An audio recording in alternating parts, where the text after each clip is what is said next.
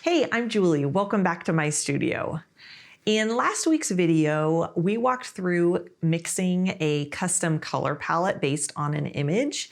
And now I'm gonna take those colors and hop over to my sketchbook and create sort of just a spontaneous painting incorporating those colors. So in my sketchbook, I like to push myself to work as quickly and loosely and intuitively as possible.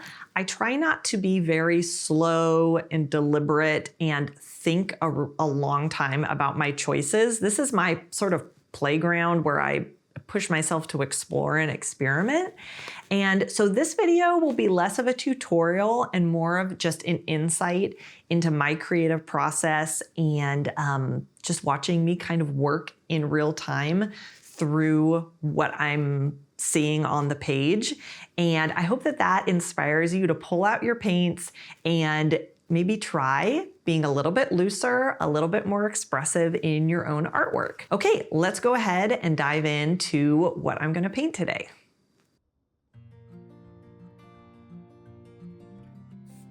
Here I'm starting to tone the paper with the tan color that I mixed earlier in the paint swatch video. I always, almost always paint my paper and canvas a color. I like to tone them a color before I start my painting just because the white of the paper really bothers me when it sticks out in between my brush strokes.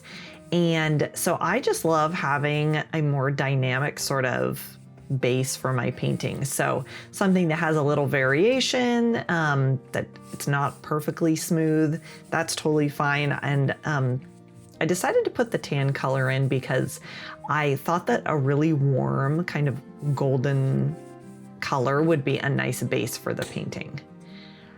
Off to the side, I have a picture on my iPad that I pulled up that it's just of a group of geraniums in pots. And so I'm glancing over at that for general shapes and some of the value patterns like light dark areas. But I am being very expressive and just coming up with my own colors in the sketchbook painting. I thought it would be good to sketch out a little bit of a line drawing just so I can kind of get an order of the pots and how they relate to one another before I started painting the actual geranium plants.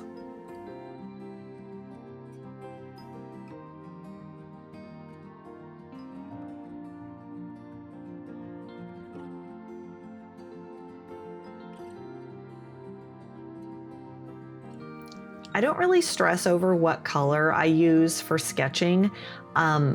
I really enjoy when the sketch is kind of like a color that doesn't really align with what the real color of the thing is.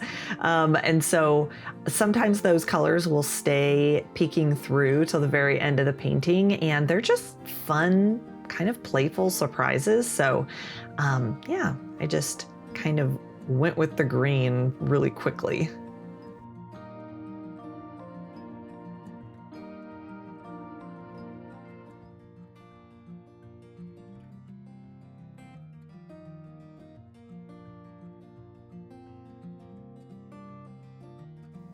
Now I'm going to put in some of the really dark values that I'm starting to see in the leaves. And that dark color is super satisfying. That's something that I learned in this painting as I worked along the dark values and how they just really add some beauty and weight to the painting. They were just delicious. So that's something that I loved when I was creating this.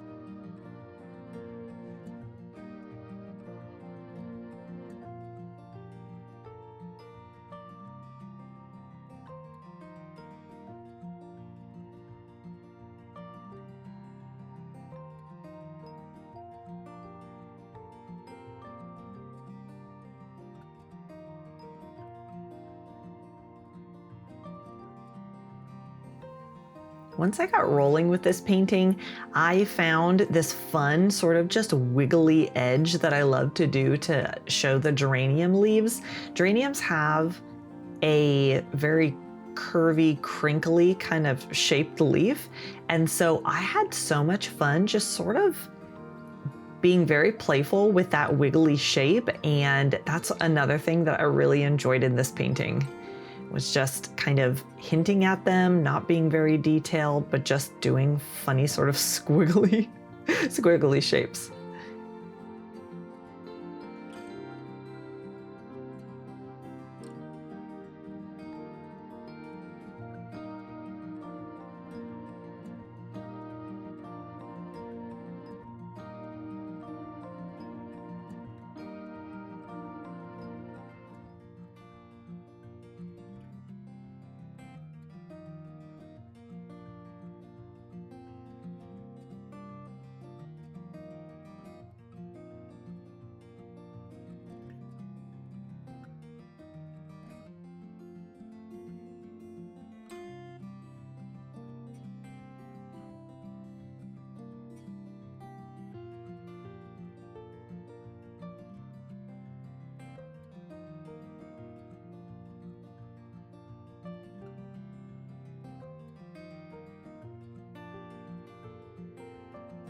Popping back and forth between light values and dark values was something that I also really had a lot of fun playing with. I really enjoy kind of doing, like, defining shapes both ways. So I will, put in the shape, which you would call like positive space in art terms. Like, it's the positive object, it's the solid object you're painting. But then I also had a lot of fun coming back in with the negative space. So like whatever's behind the object, the kind of empty background spaces, and defining the edges of the object too by putting in the negative space. So you'll see me kind of wiggle this dark color around the leaves, like right there, where it's like showing the shadow behind, but I'm doing it after the leaf is there. And so there's this interesting kind of interplay of the brush strokes where your eye kind of senses that there's something dynamic going on, like the background is as important as the foreground, because they're not all painted the background in one go and then the foreground in one go. It's this sort of dance back and forth between the two that I really am loving in this painting.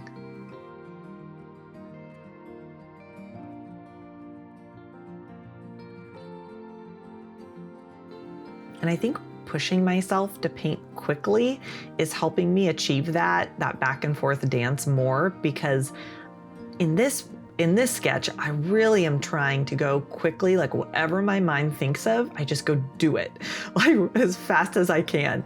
And so that helps with like the squiggly looseness, but it also helps with that, like putting in something in the background. And then I see a leaf I want to put in the photo that's like really zingy yellow. And so I think, oh, yellow's good. And I'll put it places. And then I'll think, oh, there needs to be a shadow there. And I'm just jumping back and forth rather than thinking, what is, every place in the painting that I want this color to be. And then I go and put it all those places. And then I don't revisit that color again. I'm just bouncing around. And I think that bouncing is like helping the energy of the painting, and also helping, like I said, the positive and negative space to have that really interesting interplay.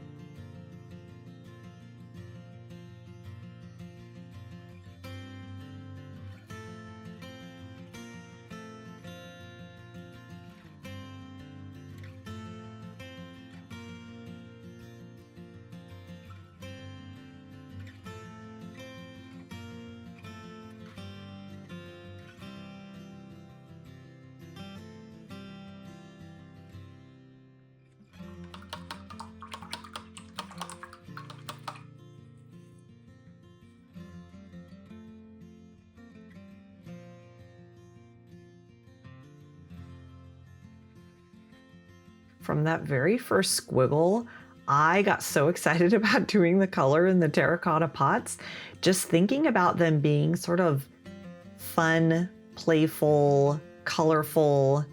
They're not just brown, they're not just tan. You know, I can use pink, I can use red, I can use yellow, and just sort of using also kind of dry brushy strokes, and then also in other places I'm going to add water and kind of make a more wash, and just quickly sort of dipping in and scrubbing almost with my brush. It's just so much fun.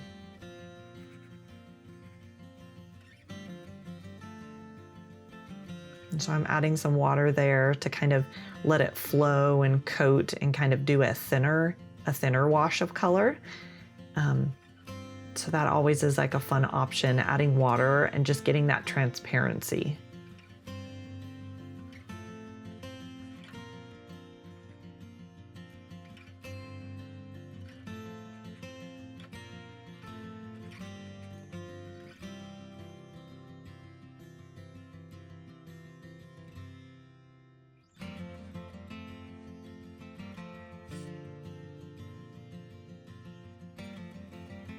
I love the zing that pink brings to the pots. And so I liked kind of making little pops of that. And that one area of color that I just swirled some darker like green or something into, that little area of color just keeps changing as I just jump back in and add something different. You come up with all kinds of unexpected sort of mixtures that way.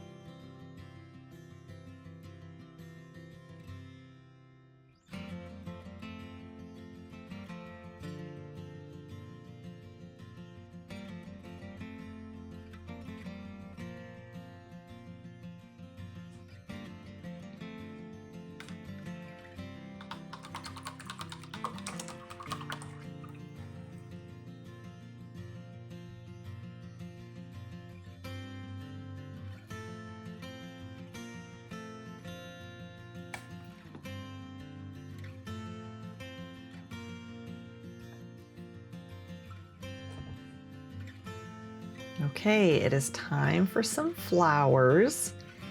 And you might notice I slow down a little bit here, just because I'm trying to think where the flowers would be placed on the plants. I wanted to try to get it to make sense, like not have the flowers grow on geraniums in a totally random place where they would not be growing in real life. And so when I'm pausing, I'm kind of thinking about the placement and how they should go on there. But also I was thinking to myself that, you know, with flowers, I like details. I love all the intricacies of flowers, but making detailed flowers on very fast and expressive, on a painting that doesn't have that detail, that level of detail would feel very out of place and kind of weird. And so I'm trying to be as expressive and loose with the flowers as I was with the leaves, which is a fun challenge.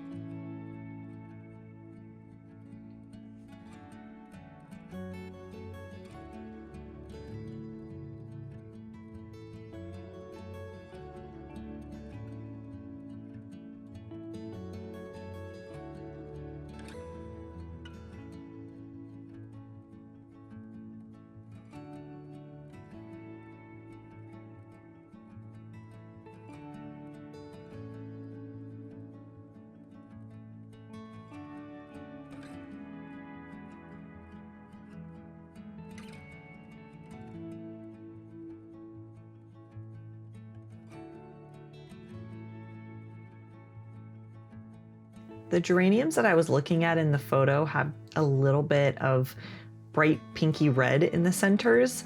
And so I'm trying to put that in and just not overdo it and not lose the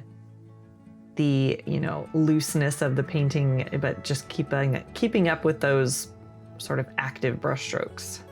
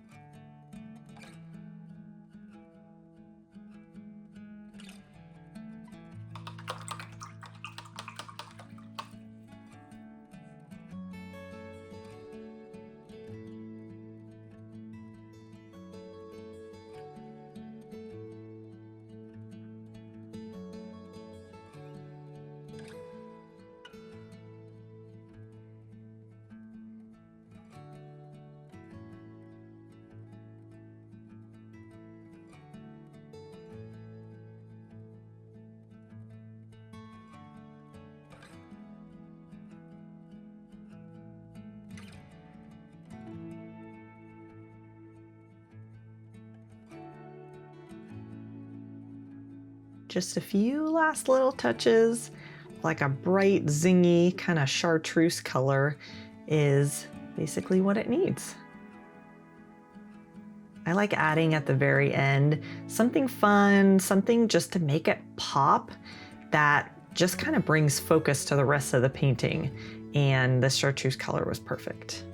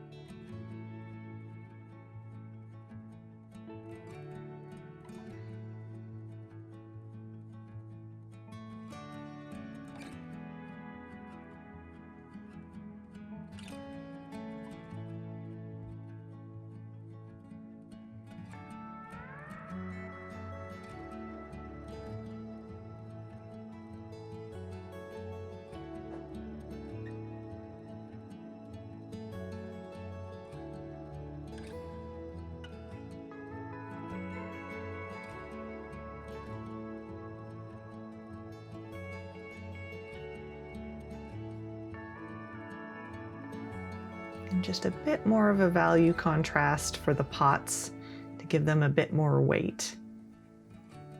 And we're done.